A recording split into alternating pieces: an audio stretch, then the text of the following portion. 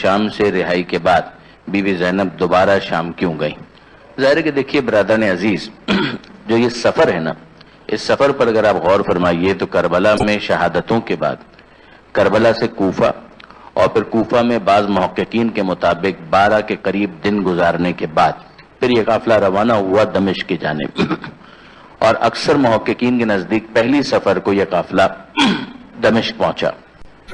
پھر وہاں کے جو معاملات رہے، وہ جو گرفتاری اور قید کے جو ایام تھے،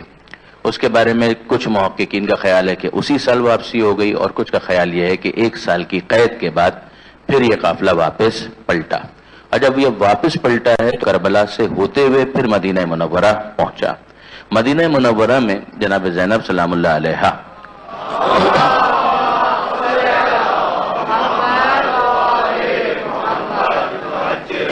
مسلسل ذکر حسین میں مصروف رہیں، امام مظلوم کے تذکرے میں مصروف رہیں۔ آپ خود اندازہ کر سکتے ہیں کہ جب یہ قافلہ واپس پلٹا ہے، پہنچا ہے،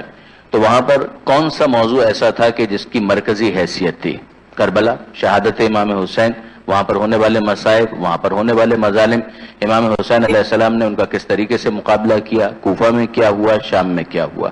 یہ وہ مرکزی موضوعات تھے کہ جن کو ڈسکس کیا جاتا تھا۔ سید سجاد اپنے انداز سے، جناب زینب اپنے انداز سے، خواتین کی نشستوں کا اپنا معاملہ ہوتا ہے، مردوں کی محفلوں اور مجلسوں کا اپنا معاملہ ہوا کرتا ہے۔ اس کے بعد بعض محققین اس بات پر اصرار کرتے ہیں کہ یزید نے جب اس بات کا اندیشہ محسوس کیا، یہ بات ذہن میں رکھیے گا کہ مدینہ منورہ کے لوگوں میں ایک اپرائزنگ کی کیفیت تھی، جس کے بعد واقعہ ہررا پیش آیا ہے، جس کے نتیجے میں مدینہ منورہ کو تاراج کیا گیا ہے، مدینہ منورہ کی حرمت کو پامال کیا گیا ہے۔ جیسے کہ لوگ جو مدینہ منورہ میں تھے وہ اٹھ کھڑے ہوئے تھے، انہوں نے ایک وفد بھیجا تھا دمشق کی جانب، وہاں پر جو یزید کے کرتوت تھے وہ انفولڈ ہونا شروع ہوئے، اور اس کے نتیجے میں لوگوں میں جو سینسیٹیویٹی، جو حساسیت تھی،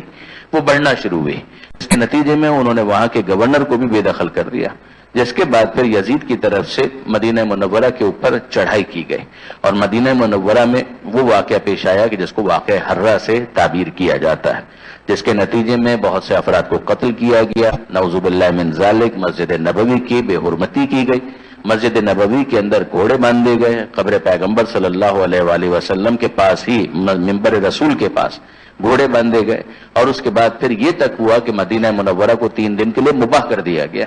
یزیدی فوج کے لیے کہ جو کرنا چاہیں وہ کریں۔ آپ اندازہ کر سکتے ہیں کہ یزید اور یزید کے مظالم کس حد تک بڑھ گئے تھے، لیکن یہاں سے ایک ریئیکشن، لوگوں کے درمیان ایک انقلاب کی کیفیت، جو میں نے ایک لفظ بھی استعمال کیا تھا کہ گونگی زبانوں کو بولنے کا حوصلہ ملا ہے حسین ابن علی کی شہادت کے بعد۔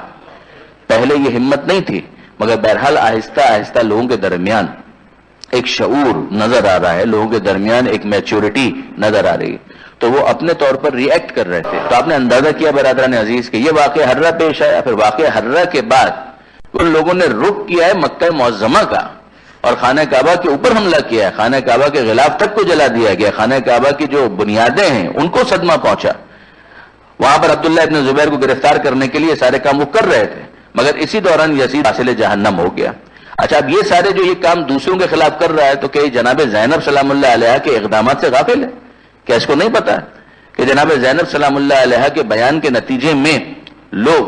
کس طریقے سے منقلب ہو رہے ہیں؟ لہٰذا کئی علماء یہ کہتے ہیں کہ یہ ایک وجہ تھی جناب زینب کی جلا وطنی کی،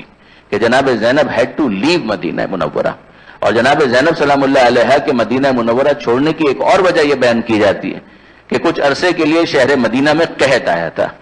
تو یہ دونوں ریزنز دیے گئے، ایک یہ کہ یزید کی طرف سے حاکم مدینہ کو یہ حکم دیا گیا کہ جناب زینب سلام اللہ علیہ کو مدینہ چھوڑنے پر اور ترک کرنے پر مجبور کیا جائے، اور دوسرا قول یہ کہ شہر مدینہ کے اندر قحط آیا تھا۔ اس کے علاوہ بھی بعض اسباب آپ کو ملیں گے، اور ان میں جمع کرنا بھی ممکن ہے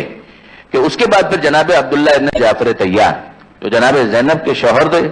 انہوں نے مدینہ منورہ سے نکلنے کا فیصلہ کیا۔ یہ بات ذہن میں رکھیے گا کہ عبداللہ ابن جعفر طیار ایک متمول شخص تھے۔ جناب زینب کی زندگی سادہ،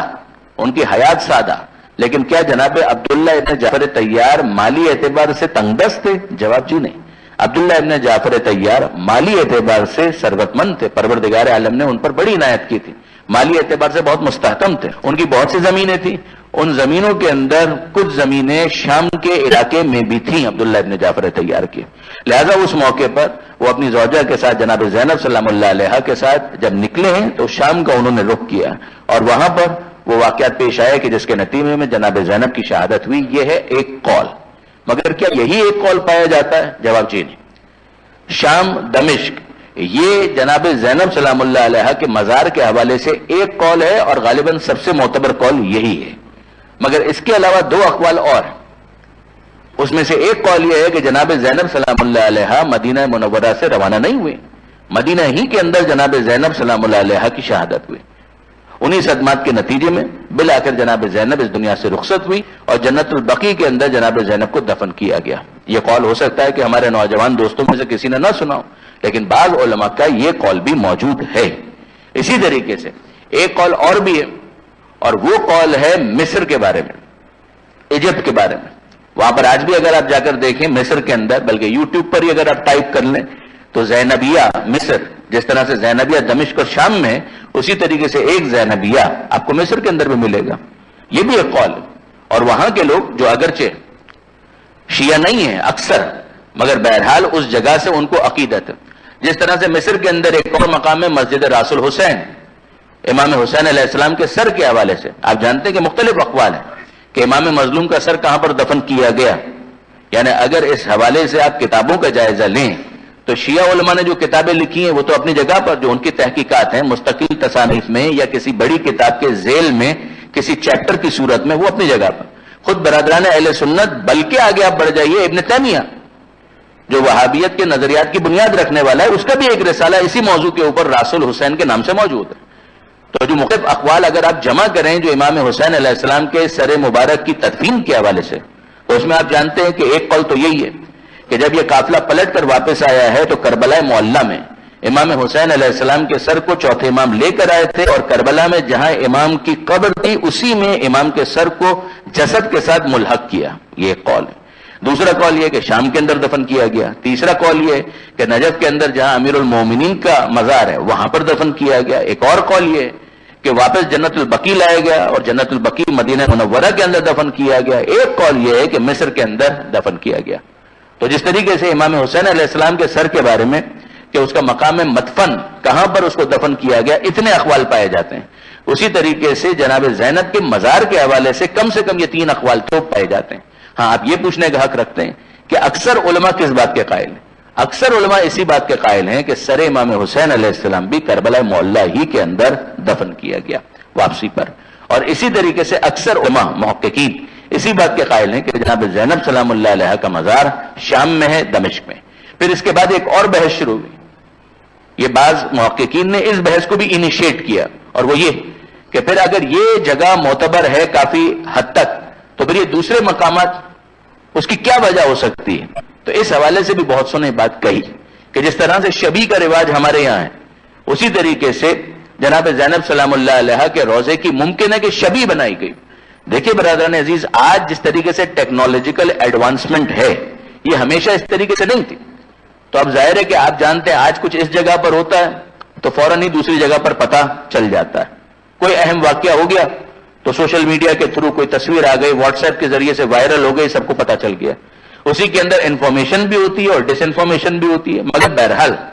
بہت سے واقعات اسی ذریعے سے لوگوں کے درمیان وائرل ہو جاتے ہیں، لوگوں کو پتہ چل جاتا ہے۔ یہ آج ہوتا ہے، مگر کیا ہمیشہ سے ایسا ہوتا رہا؟ ہمیشہ سے ایسا نہیں ہوتا رہا۔ پہلے ایسا نہیں ہوتا تھا، ایک واقعہ ہوا دوسرے علاقے والوں کو پتہ بھی نہیں، زمانے گزر گئے، سال گزر گئے، صدیاں گزر گئیں، یہاں تک کہ نسلوں کے بدل جانے کے بعد بہت سے لوگوں نے اسی شبی کو اصل سمجھ لیا۔ یہ ہوا شام کے اندر بہت سے معاملات ایسے ہیں، جیسے جناب زینب سلام اللہ علیہ کے شوہر عبداللہ ابن جعفر طیار، ان کے بارے میں طے شدہ ہے کہ ان کی قبر بہرحال مدینہ منورہ میں، یعنی اس رخ سے غور کیجئے گا کہ ان کی قبر کے بارے میں بالکل اسٹیبلشڈ ہے کہ وہ مدینہ منورہ میں جنت البقیع میں مدفون ہے۔ اسی میں ایک احاطے کے اندر عبداللہ ابن جعفر طیار کی قبر بالکل روشن ہے آج بھی کہ جناب عبداللہ ابن جعفر طیار کی یہ قبر ہے۔ مگر اب آپ جائیے دمشق اور باب الصغیر چلے جائیے تو باب الصغیر کے اندر جہاں آپ کو بہت سی دوسری قبریں نظر آئیں گی، اسی میں ایک قبر آپ کو جناب عبداللہ ابن جعفر طیار کی بھی نظر آ جائے گی. اب یہ عبداللہ ابن جعفر طیار کی قبر یہاں پر کیسے آ گئی؟ جبکہ ان کے بارے میں تو طے ہے کہ ان کی قبر جنت البقیع میں ہے. تو اس کے بارے میں یہی کہا جاتا ہے کہ ممکن ہے کہ شبیہ کے عنوان سے، کیونکہ جناب زینب کا روضہ یہاں پر مشہور قول کے مطابق ہے، تو عبداللہ ابن جعفر طیار کی قبر وہ ایک شبیہ کے عنوان سے یہاں پر بنائی گئی، تاکہ لوگ جا تو نہیں سکتے سفر کر کے مدینہ منورہ جانا، تو بہرحال ایک یاد تازہ رہے کہ جناب عبداللہ ابن جعفر طیار جناب زینب کے وہ شوہر نامدار ہیں کہ جن دونوں کی اس شادی کے نتیجے میں وہ بچے پیدا ہوئے تھے کہ جنہوں نے کربلا میں اپنے ماموں کے اوپر اپنی جان قربان کی تھی. یہ ایک انداز تھا کہ جس کے ذریعے سے ان یادوں کو باقی رکھا گیا. اسی طریقے سے بعض ازواج رسول، ان کی قبریں بھی آپ کو دمشق کے اندر ملیں گی. جناب ام حبیبہ کی تقریباً طے شدہ ہے کہ جناب ام حبیبہ دمشق کے اندر دفن نہیں، جناب ام حبیبہ ان کی قبر بھی جنت البقیع کے اندر ہے، مگر آپ کو وہاں پر بھی اگر آپ جائیں گے تو باب الصغیر کے اندر آپ کو مل جائیں گی. تو یہ معاملات اس طریقے سے ہیں. اصحاب کہف ان کی قبریں کہاں ہیں؟ 3 اقوال موجود ہیں، ان میں سے ایک دمشق بھی ہے. یہ الگ بات ہے کہ اس حوالے سے علماء کے جو اقوال ہیں، محققین کیا کہتے ہیں کہ کس جگہ پر ہے، لیکن آپ کو بہرحال اصل قبر کے عنوان سے یا شبیہ کے عنوان سے مل جائیں گے. تو جناب زینب کے بارے میں جیسا کہ جو سوال کیا گیا تھا وہ اصل سوال شہزادی کے بارے میں تھا، ثانیہ زہرا سلام اللہ علیہا کے بارے میں.